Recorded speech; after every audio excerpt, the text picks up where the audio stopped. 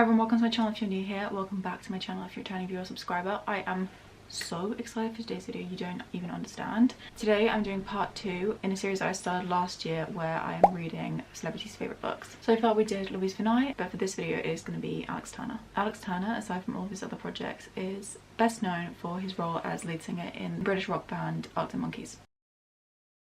Arctic Monkeys are my favourite band. I am an Arctic Monkeys fan first and a human second.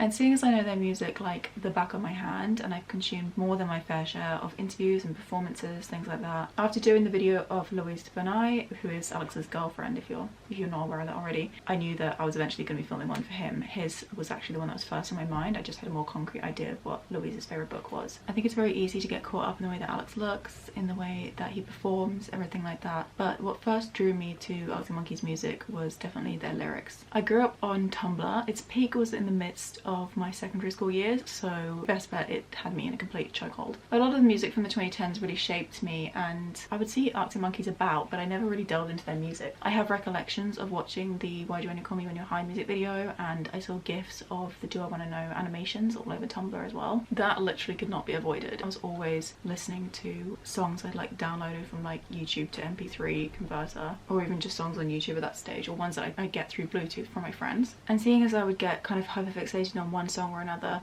I never explored more than that, so I never really listened to any of Arctic Monkeys' discography. Having said that though, it is sort of a rite of passage as someone living in the UK to be familiar with the song I Bet You Look Good on the Dance Floor. Iconic. If you're not familiar with that, go listen to like 5 seconds of it and you will remind yourself that you actually are. I am a lyrics girl through and through. Believe it or not, it was actually Hosier's cover of Do I Want to Know that first really drew me into the world of Arctic Monkeys. That song stopped me dead in my tracks. Aside from the beautiful harmonies, it was the lyrics. Stripped away from the heavy riffs and the drum beats, I was able to kind of pull back the music and discover the words. And my theory is it only makes sense that a man who can write like that also is a reader. Logically, that would be the conclusion I would come to.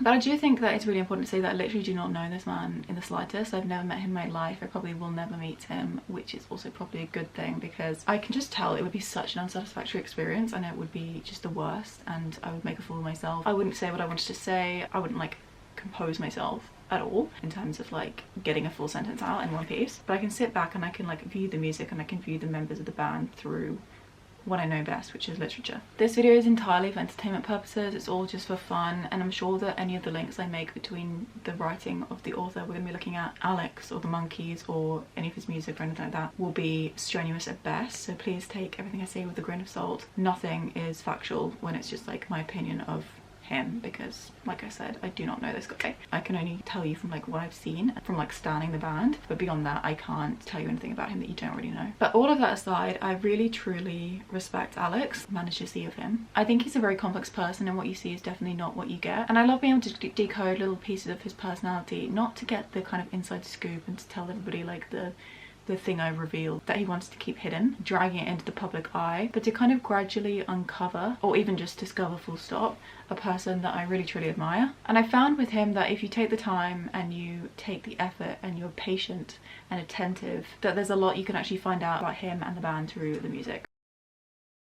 This video is going to be entirely spoiler free, so don't worry about that, but without further ado I'm going to tell you what book we're going to be looking at for today's video, and that is Despair by Vladimir Nabokov. So I've been procrastinating this video mostly because I didn't want to film this exact part of it. I get this thing where I put so much effort like in terms of the research, in terms of the filming, time spent annotating the book, looking for references and things like that, that I want these videos to be really, really good. I am my own worst critic. I'm in my own worst nightmare. I will be the first person to tear apart anything I make. Even the second like I post it and I do like my first watch through, there's always things I'm like, oh, I really wish I'd gone back and done whatever this was. Even if I've gone through the video like 1,000 times over. So when it's a video that I really, really, truly care about, which is one like this because of the amount of time and thought and attention that's gone into creating it, I procrastinate delivering it to you because I think that there'll be some point in the future, there definitely will not be because it's completely unattainable, where I will perfect whatever I have to deliver to you. I'd also done the video for Louise and I got the vibes really right with that one. I got so many compliments underneath it. I also felt so personally satisfied with what I created because of the trip to the beach and the fact that it was summertime. I was doing Bonjour Tristesse, which is a book that's steeped in summer, and I really worried that this video, which I cared about more because I care about Alex more, that this one would really flop, and that was not my intention at all. But then I had a trip to Sheffield planned, got tickets to see Kane in concert with my best friend. We wanted to stay in Sheffield, we wanted to see the sights, explore a little bit of the route of a band that we both love. This video is a little bit more open-ended just because no one's ever asked him what is your favorite book, and he's given them like one solid answer. There are several options I could have chosen for this, but during an interview with Kevin Perry from Time Out magazine, Alex said that he loved Nabokov, and he also quoted a line from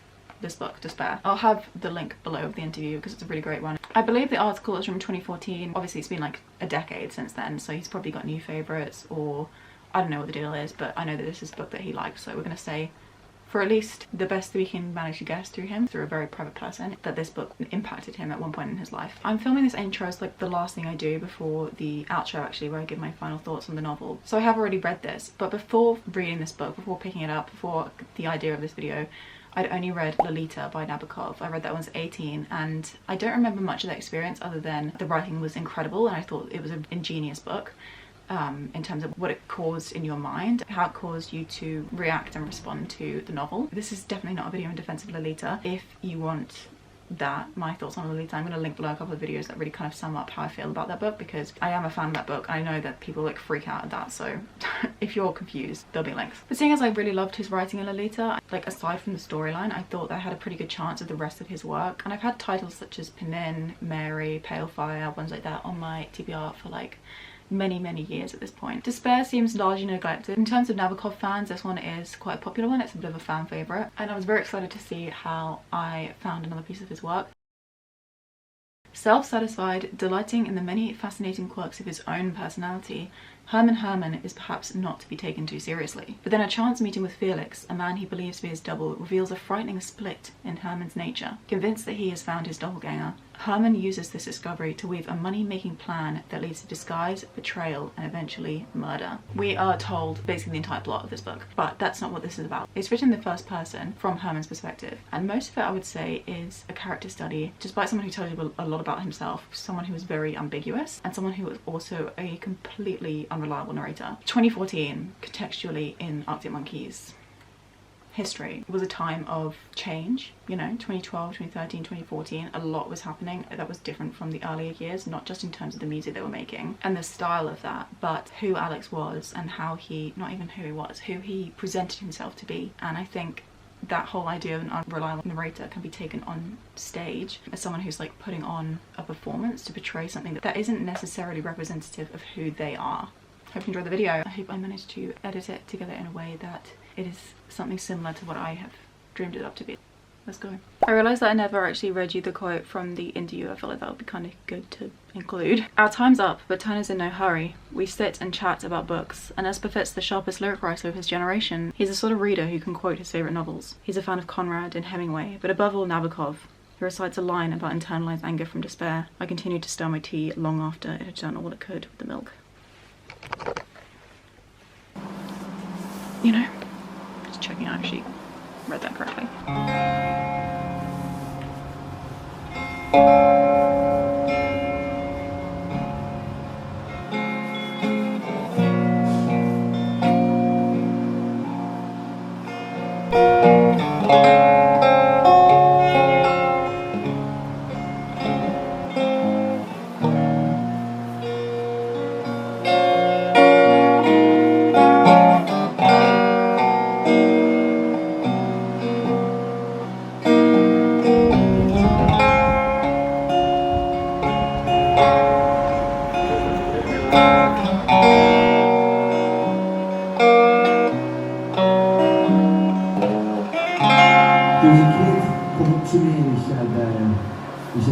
I know the chords to rearrange it, let me play tonight. If that kid, are you ready to step up to the plate, whoever you are? Charlie, come on then, son.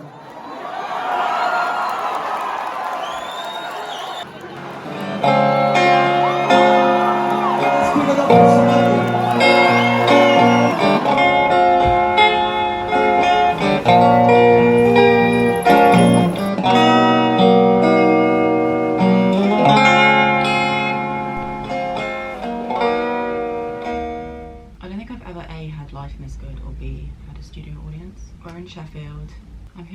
she's in the bathroom with earphones on, but I feel like she's listening.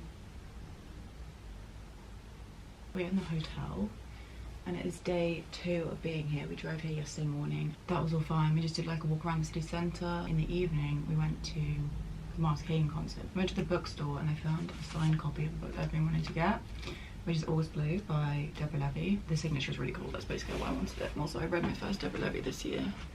So we met Miles in London on Saturday and today's Tuesday. He signed one of my vinyl records. Last night we met him again. That was amazing. I actually thought it would be kind of fun to ask him what his favourite book was so that I could do one of these videos like in the future. Turns out he doesn't read, which is great, but like I appreciate the honesty. I mean, he did feel kind of bad. I hope I didn't embarrass him too much. But anyway, I bought a CD at the event, which is like an alternative cover. He signed that. Maybe I'll talk to you about what I'm doing after I've given you a just about update. 25 pages into this book so far, which doesn't seem like a lot, but like there's a lot of text per page. It's also like a very short book. So far so good. I'm really actually enjoying it a lot. It is just as fantastic. The plot is quite kind of surrealist, and we definitely kind of established that our main character Herman is like an unreliable narrator. I kind of suspected going into it, but like he really is. He kind of throws you about, tell you some long story about something, and he'll be like, oh, by the way, that was a lie. Are you quite well? Kind of becoming evident that he's not quite well, actually. He seems quite pleased with himself, and then he just kind of will do something that's like a little bit weird. There are definitely things that I've kind of starred. I can see like how this book could have influenced him, or if it didn't influence him, like appeal to him, which is fun. I'm enjoying that a lot, kind of like keeping an eye out for those things. That's the reading update. Today we're gonna go around Sheffield, look around in more shops and whatever, and then we're going for lunch at this place called Ambulo, which is basically the cafe which is co-owned by Matt Helders, who's the drummer in Arctic Monkeys, so bestie of Alex Turner, which is very cool. It's a place we've been wanting to go for a long time. Not only is it owned by Matt, the food looks insane. That's the plan for lunch. We do want to kind of hit up the spots where there are like connections to Alex and the Monkeys. My voice has probably gone from the concert. That's it. This is not my outfit for day. I'm in my pyjama shorts. But yeah, we have such a nice room. This lighting I was talking about, like we're in a corner room. We really lucked out on the room. We have this crazy 2 walls of windows and this stunning view of the roundabout. But I'll take you along on whatever we decide to do today. The basic thing is that we don't have an itinerary, so we're just kind of floating around.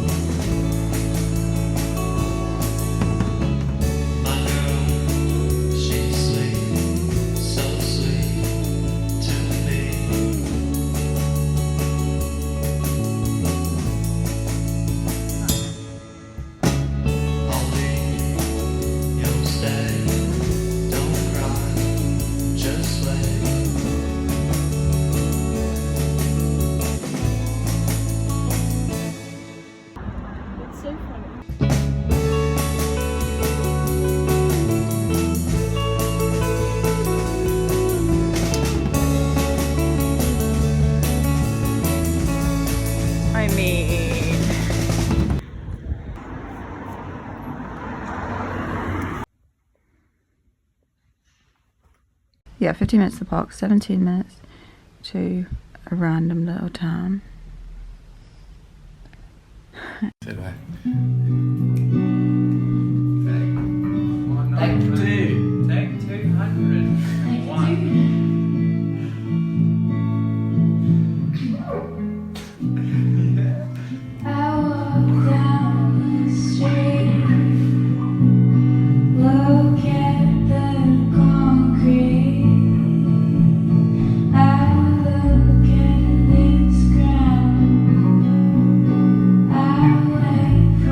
For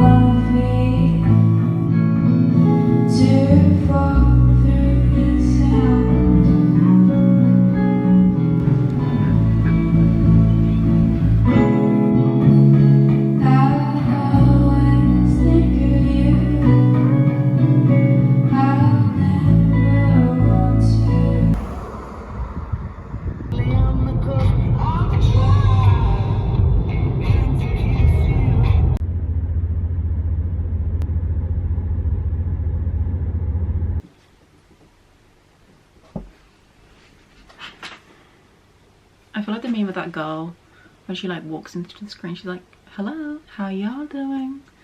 Because it's been months, as in we are now in a new year. We are now a couple of months into the new year. I started filming this video in August of 2023 and it is now February. No, what? It's March. First day of March 2024. Is it the first day? No, second day of March 2024. So it's been so many months. Here's my dilemma. I thought I'd be honest with you. I'm on page 77 of Despair. So I obviously saw this book in August when I was in Sheffield, and I managed to get through about 25 pages of it, I believe. Maybe a little bit more after the update I gave you when I was in Sheffield. So I think I probably got about maximum 35 pages into this book, and then I put it down and I didn't pick it up, and that was because I was putting off filming the intro for this video, which is because I really want this to be a good video, which is kind of ironic because I've been like delaying it, which has made it not as good a video. But I put off filming the intro basically, and so I felt like I couldn't give you my updates without me having filmed the intro, which is kind of a stupid mentality. But either way, instead of putting the book fully on pause, I did still want to keep reading it, so I've been kind of drip feeding myself pages every so often whenever I can. I really didn't want to finish this book before I gave you like some proper thoughts of it as I was in the middle of reading it, because I feel like those will be my most authentic thoughts. So what I decided to do is just be honest with you, tell you what page we're up to, and then also tell you what notes I've taken throughout the read. I kind of resumed my read in January of 2024. I have since then been taking copious notes so that when I finally sat down and gave you an update, I'll be able to recall how I felt while reading the book. So that's why we're here. That's why we're here today. It's because we're going to resume this, because I don't want to scrap the entire thing. I know it's like an odd thing to read a book across like months and months, and probably that will seem like I don't have a very authentic reading experience. A, I don't want to lose the Sheffield footage because that was like the basis behind this video of like giving it some content, and B, the book is so fresh in my mind because it is really, really good. That's what you have to know going into this first update. So I think I wrote these thoughts at around the 50-page mark. Inside my brain there is this fighting between humour and awe. I'm like laughing out loud at how hilarious this book is, but then I'm like, hang on a second, that was actually ingenious. It sends me spiraling because I'm like, wow, this book is actually like that good. It's such a strange reading experience because it's like laugh out loud funny, but it's also incredibly clever in a way that's not just like the clever humour, but the language used and the overall kind of like structure of the story. We do get caught up into the main character's humour, kind of incredulous about how well written this is, and it leaves me thinking like, is the main character mad or does he just get it better than the rest of us? And when I'm dwelling on those thoughts, I read it on and I realise that he's really self-obsessed. He's really self-focused, and some of his madness then starts to slip through the cracks a little bit, just like a little bit too much, and then I'm like, oh no. So it definitely has the structure of a book that's leading to something bigger. We get spoiled for that on the back, that leads to disguise, betrayal, and eventually murder. And you definitely do feel that tone building. I know that's easy to say because I'm aware of this fact on the back, but I do think that it reads a little bit like a suspense novel. There's a lot of breaking the fourth wall in terms of discussing language, which, if we're thinking about Alex Turner and why he might have liked this book when he read it, or why he might like Nabokov's writing in general, I feel like the first thing immediately comes to mind is because of his protagonists and the way that they kind of involve the reader. I felt the same thing with Lolita. It's partly what makes that such an incredible book, is because of the way that you're kind of like brought into the mind of someone who you just, you know, the average person would have no ability to naturally kind of empathize with, thankfully. It's the same with this narrator, this protagonist, probably because it's my favourite album. The album that comes to mind when thinking about breaking the fourth wall is Tranquility Base Hotel and Casino. That's what's drawing me to that conclusion. But actually throughout all of Alex's music, Arctic Monkeys' early stuff was incredibly kind of like colloquial, and that in turn is breaking the fourth wall in less of a kind of big brain sense. I'll show you specific lines later once I've kind of compiled a list of them, but for now that is one thing that I'm noticing that does feel very Alex, and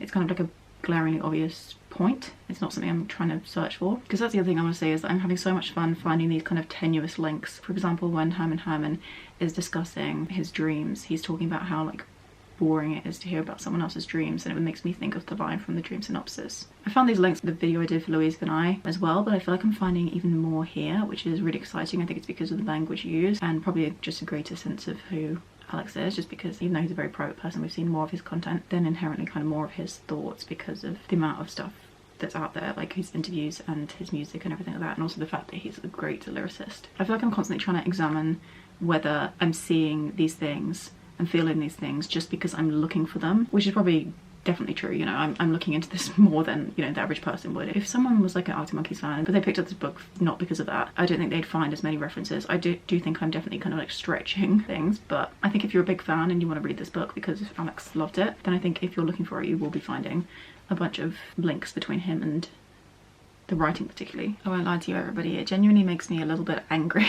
The fact that I'm enjoying this book, it just makes me look like I'm a really, really massive simp for Alex, and it irritates me because the kind of respect I have for this novel is completely objective. So reading these books, I felt like a little bit of this with the Louise video as well, like reading these books and actually enjoying them, it's hard to convey that in the video without it seeming like I'm just a complete nerd for the people I'm talking about. But both the books I have mentioned in these videos have been modern classics, so it's probably not that revolutionary that I'm enjoying them for a reason that's not just because of the people who also enjoy them. Oh my gosh. I'm back with a cup of tea. It's a little bit too hot to be drinking right now. Those are my thoughts so far. Those are my thoughts at 77 pages without bringing up specific quotes, which like I said, I'm going to collect and then I can share them with you properly. Just know that I'm thoroughly enjoying this book. I'm so excited that now I've spoken to you, I'm going to be able to actually read it like a normal person and consume the rest of it at a normal pace. If you're wondering if I recommend this book at this point of it, 100% yes. If you like great literature, this is the book for you. Gosh, what a recommendation. I'll see you very soon. I think in the next clip I'm going to catch up on some annotations and then I'll probably share some quotes with you. The amount of imposter syndrome I have filming a video like this, even though I'm like overqualified, like if there was a degree in Alex Turner law, I'd be getting it first.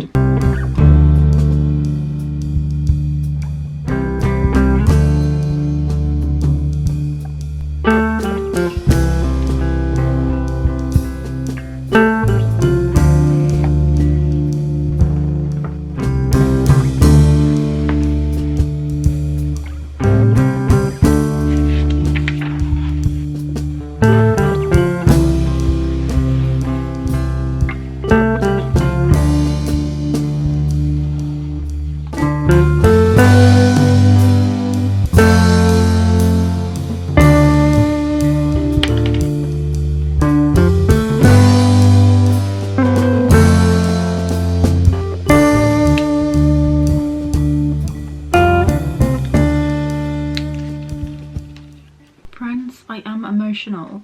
This is so cute. I don't even thinking about it now, my eyes are tearing up. I look horrible, but I've read some more of Despair and I'm sitting here catching up on annotations. If you didn't know, as I'm reading the book I can't be bothered to annotate because it takes me out of the story a little bit, so what I do is I just hold a pencil and I put dots next to the lines that I want to go back to. I'm on page 99. On page 86 and just I put a dot next to a line and it says,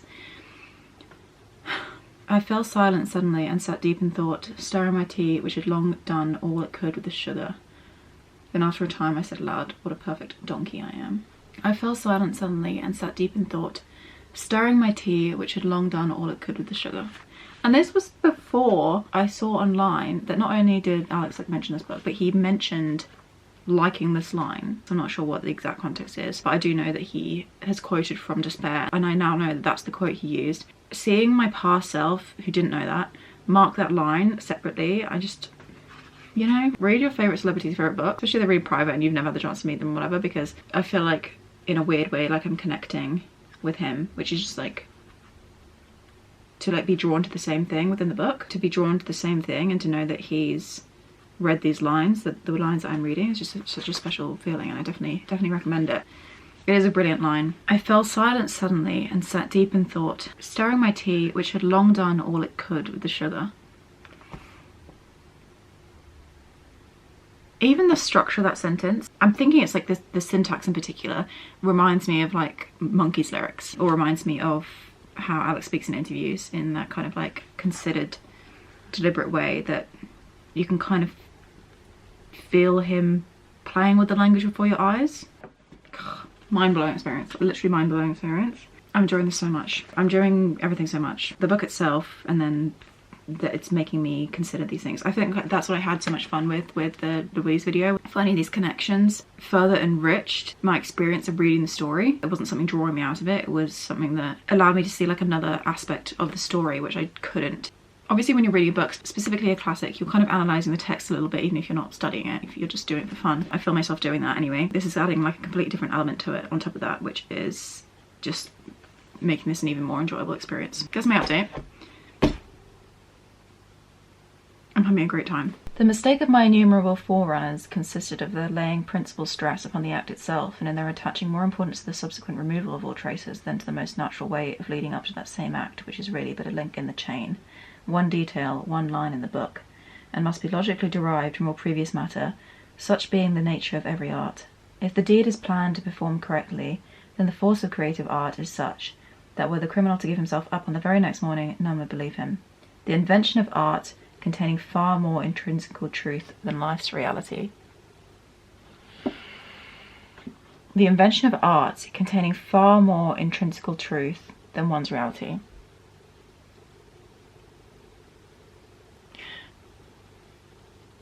I said it on Instagram a few months ago when I was reading this book. It makes you spiral because it's so good. Like I have chills. There are chills snaking their way up and down my spine and along my arms. If you want to hear me being delusional, then he references Conan Doyle and Sherlock Holmes, and well, there's obviously references to Sherlock Holmes in Whatever People Say That's What I'm Not. And it don't take no Sherlock Holmes to see it's a little different around here. I'm pulling all these references, but they're not even relevant because Alex read this book in I don't know when he read it, but the interview was in 2014, so it's not really giving Whatever People Say That's What I'm Not. I don't know when he originally read this book. Maybe he read it as a young boy. Maybe he read it when he was like 17. Maybe he read it when he was 28. I cannot say.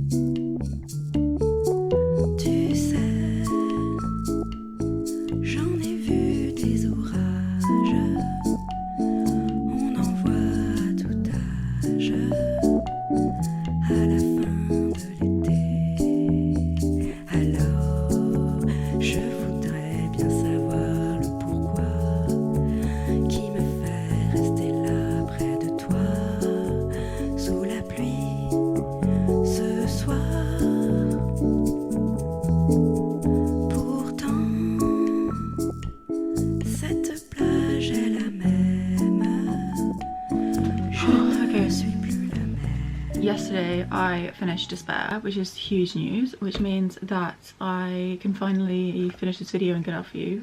It's nearly taking me like a year, but that's totally okay. Despair, right?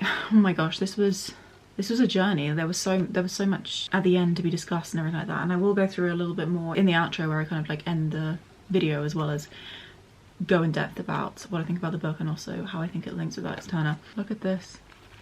Absolutely insane. But what I thought we could do now is I have on my laptop here a huge list of quotes, and these are quotes that I think link the book to Alex Turner in some way. Now some of this is just in like his style of writing, like Nabokov's style of writing reminded me of his style of writing in terms of his lyrics, obviously. Some of these are very like delusional and me grasping at things, like the fact that Herman's wife wears a leopard print coat, which is kind of iconic, things like that. And then some of these are lines that remind me of him, but not ones that he would have drawn inspiration from necessarily, but ones that just like remind me of what I've managed to gather of who he is. And then finally there are some which I feel like are direct references or have direct references. Perhaps he didn't get any inspiration whatsoever from Despair other than that quote, but we can pretend. So I'm going to give you just some highlights. I'm not going to go through all of these. His style, we'll start there. Scrags of rotting moss stuck out of its earthen walls like the broken springs of decrepit furniture in a house where a madman had dreadfully died. What? We're talking about the rotting moss sticking out the earthen walls, and he's likened that to the broken springs of decrepit furniture in a house where a madman has dreadfully died. Just the reach of the imagination there is what reminded me of Alex's lyrics. This is very, very Alex. Maybe even in interviews, not even in lyrics. I was like an insular species of bird that has lost the knack of rising into the air, and like the penguin flies only in its sleep. Unreal. Me drawing these comparisons is like a compliment both to Nabokov and to Alex, because both of them, as we've already established, write incredibly. I like still to make words look self-conscious and foolish, to bind them by mock marriage of a pun, to turn them inside out, to come upon them unawares. Or was I perhaps only making my way along that ordinary corridor of my dreams, time after time shrieking with horror at finding the room empty, and then one unforgettable day finding it empty no more? Upon the table lay the worries of the day, in the guise of letters from the creditors. The earthen rainbows drawn by every man with a stick and time to spare, our eternal subjection to the circle in which we are all imprisoned. This was a fantastic quote. I actually might read you the whole thing of that if I can. Herman's trying to meet with Felix, and he says Felix would still be loitering around the Bronze Duke or resting on a neighbouring bench, drawing with his stick from left to right and right to left. The earthen rainbows drawn by every man with a stick and time to spare, our eternal subjection to the circle in which we are all imprisoned. Yes, thus he would still be sitting to this day, and I would keep remembering him with wild anguish and passion, a huge aching tooth and nothing with which to pull it out. A woman who one cannot possess, a place which, owing to the peculiar topography of nightmares, keeps agonizingly out of reach. Incredible, that whole section. Choleric turkeys with carbuncular caruncles. The illustration obviously, but also the vocabulary of that, like the rage of those words. Did it actually go on like this? Am I faithfully following the lead of my memory, or is perchance my pen mixed the steps and wantonly danced away? I noticed that I was not thinking at all what I thought I was thinking, attempted to catch my consciousness tripping, but got mazed by myself. No, not his slave even, but just a match which is aimlessly struck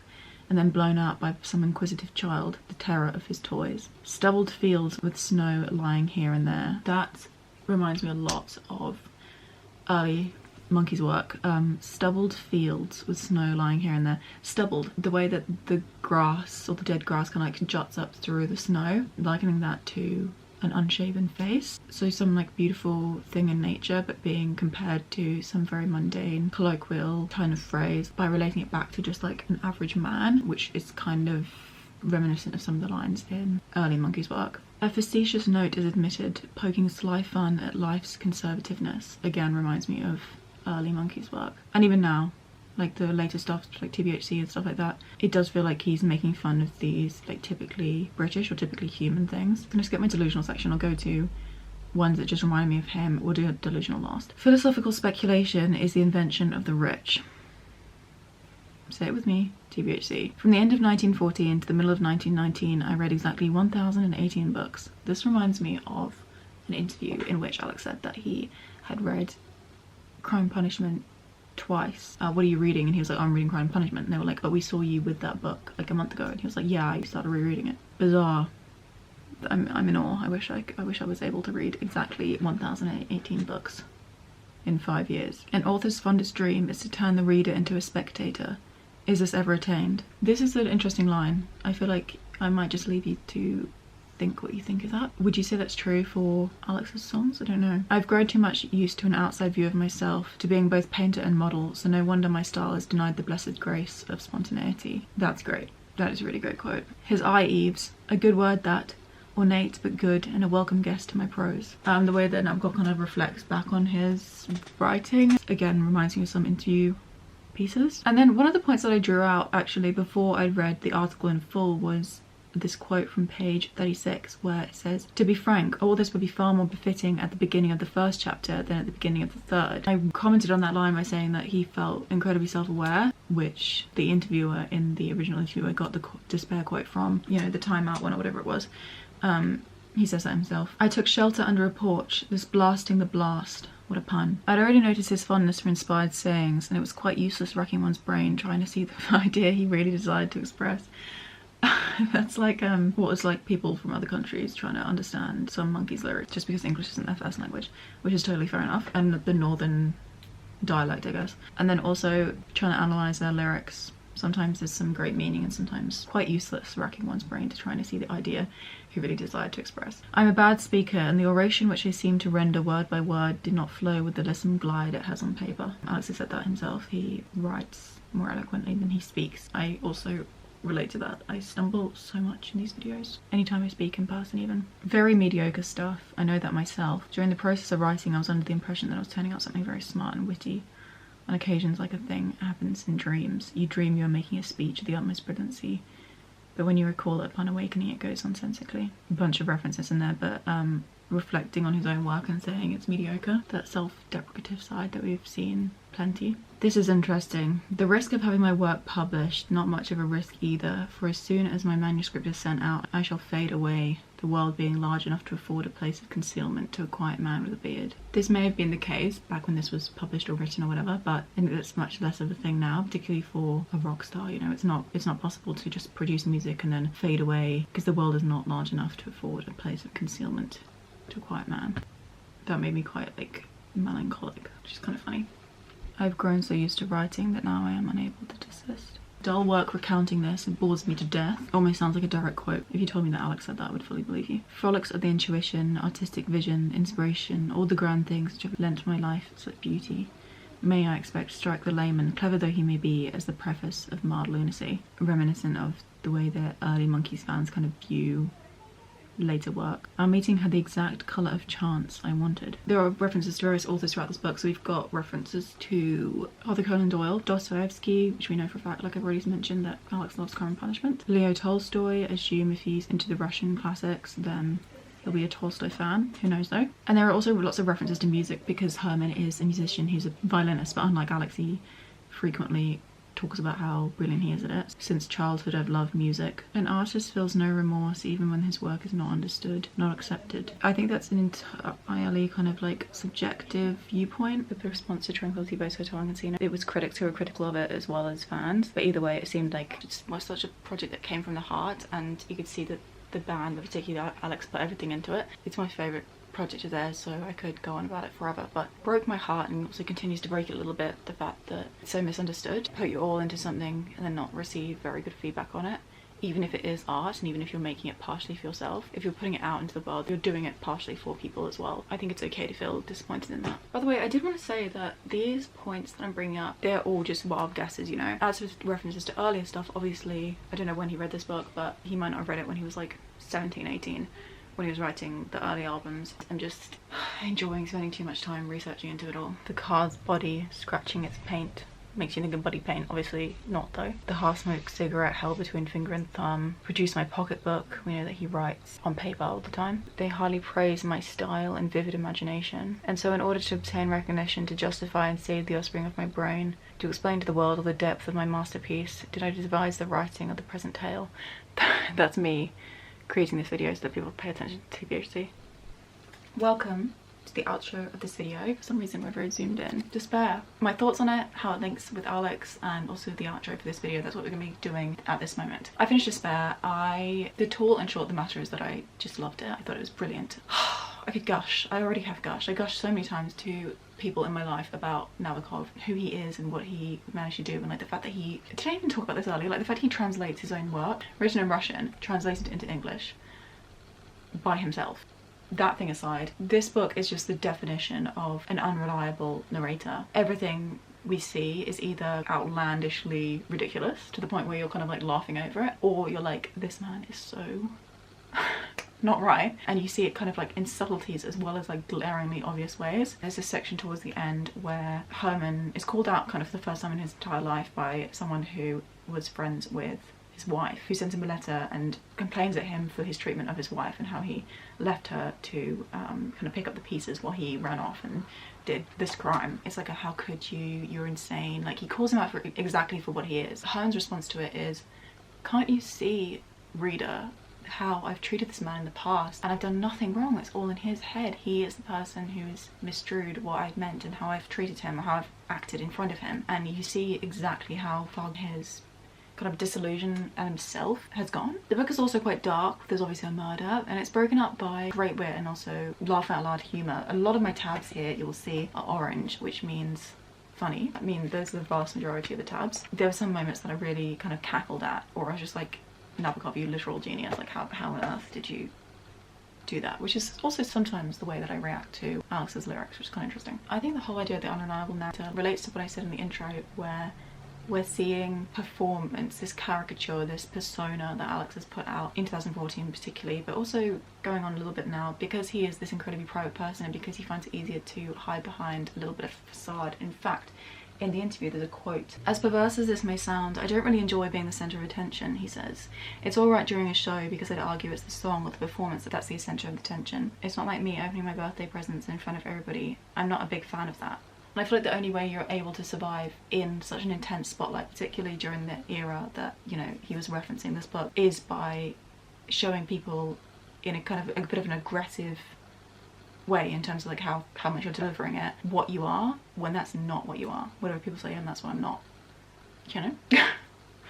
Not related at all. That subtle sleight of hand to keep a part of himself out of the limelight may also explain the bequiffed, leather-clad character he's created, although he's quick to dismiss the idea that the band are keeping it any less real than when they first started out. Linguistically, this book is also very, very interesting. I found myself underlining several words on pretty much every single page, ones that I didn't know that were new to my vocabulary. Incredible that Nabokov can write in a language it's not his native one, but the heavily kind of linguistic nature of this novel also highly related to Monkey's lyrics, or Alex's lyrics in general, because of his use of words and phrases that I feel like the average person wouldn't reach for, definitely not on a day-to-day basis. You can tell that Nabokov loves to write. He has fun with every single sentence. Again, with the Lolita, it's that whole thing. It's like how much is him and how much is the character he's created, because they're told in this kind of first-person narrative. Yes, it was this mad, crazy character that Nabokov had created in Herman, but it was also him playing with language and playing with the form of a novel, and that felt entirely kind of like self-indulgent. And again, that ties back with a quote from the interview, and also just what I know from Alex in general, is that the writing part is the part that he enjoys. He tells me he's happiest when he's writing, plucking new songs out of the ether. I'm quite surprised that this is not one of the more popular Nabokov titles for the general public, although it does make sense why his fans love it, because it just feels like him seeing what he can do within the boundaries of the novel. I've got a little section here. We're going to talk through why we think that Alex loved it. I'm just going to read off my laptop because I wrote these all in advance, so I wouldn't have to be kind of scrambling with my thoughts, but these are things that I've gathered throughout the read as well as in relation to actually finishing the book. So clearly he's very interested linguistically. That's something we've already mentioned. I wouldn't say he prioritizes lyrics, but unlike some other artists, he certainly doesn't skimp out on them, and I think that's evident. There's always interesting lyrics in his songs. He also had an interest in English at school. It's his favourite subject. High five. I said I also think he's very smart, as can be seen from the topics he discusses in his lyrics. His use of words and the way he's thinking in interviews. Nabokov is obviously smart. We've established that. This is an interesting thing, is that people who are very highly intelligent either speak too quickly or they speak very slowly, and again links back to a quote in the interview. Turner is the sort of man who chooses his words carefully, occasionally retrieving a comb from his pocket so that he can attend to his quiff and buy a few more seconds of thought, because he's so intentional with the language he uses and the thought he's trying to express, even though he's completely self-deprecating and self-effacing, always thinking that he's not been able to kind of communicate what he's saying in the way that he wants to. I actually have a form of dyslexia which comes as a processing disorder, and that means that I never feel like I get across what I'm trying to say. I think a thought, and the second I start speaking, like, it just crumbles into nothing. So I relate to that, and I also see how that makes me admire Nabokov and his like intentionality with the structure of his writing, and also how he seems to like flow in the written word. I don't know how well he spoke, but it is common for people who don't speak very well to write very well, or vice versa. And it said in terms of the timing of it, the themes of duality, who he was during the era, what he chose to present himself as, and more outwardly focus on appearance, but also never taming his intellectualism, if anything enlarging it. And I said I loved that contradiction towards the stereotype. There was such a focus on his appearance, which we perhaps didn't see so much in the previous like eras of Alex Turner. It didn't compromise on his lyrics or how engaged he was in interviews or anything like that, and I find that fascinating. And I also think it's so cool to, you know, break the stereotype and come at it a little bit of a counter argument, not by fully facing it, but by just being, and then people seeing that as breaking the mold a little bit. Very rock star. I knew it already, but it is a sigh of relief to know that he reads, and that he reads well, because if this is anything to go by, he doesn't need to like actually come out more into the public eye, but I would love a list of favourite books. That would just make my day. I don't usually read stories that are this kind of like brutal, not brutal, but like cold fronted murder, you know, and I feel like that didn't quite, it's just not my perfect tale, but it was incredibly well written, like one of the best written things I've ever read. That reason, and the other parts I found engaging about the story, and how much I enjoyed the actual reading experience of it, aside from all the finding linkages with Alex Turner and things like that. 4.5 stars. That little half star is taken off from the fact that it wasn't like my kind of style of book in terms of the plot, but the character study, the writing, the view of the world that we were given, and the very, very interesting points that were brought up, particularly towards the end when, you know, like the whole thing's going down with the murder and Herman makes a comment talking about how it's this big terrible thing that he's killed a man. It says, let us suppose I kill an ape, nobody touches me. Suppose it is a particularly clever ape, nobody touches me. Suppose it is a new ape, a hairless speaking species, nobody touches me. It's impossible to say where the border was crossed. There were so many moments like that that were brought up that was really interesting, and I think that it shows that there was much more to the novel than meets the eye, and why I guess it is a classic. You literally can't argue with the character construction, you can't argue with the writing. The plot just felt like a way of communicating the other aspects of the story, which is the reason why that part felt the tiniest bit lacking for me, or just it just wasn't my kind of thing. But 4.5 stars, like almost a completely flawless read, and I highly recommend it, whether you're an Alex Turner fan or not, although I don't know why you would have watched this entire video unless you're a fan of me. If that's the case, I've never felt so loved. There you go. I hope you enjoyed the video. I hope it was okay. If you did like it, give it a thumbs up, let me know that you did. I put my heart and my soul. Like I said, I filmed it across a 10-month period, and I literally had a hit to the head, caused my head to open up and it to have to be glued up, so I have literally lost blood, sweat and tears. But yeah, I'm so happy to finally got it done. Please subscribe if you'd like to stick around and see more of these in the future, but I'll see you in a couple of days for another video. Sending my love to you from here to wherever you may be in the world. Until next time.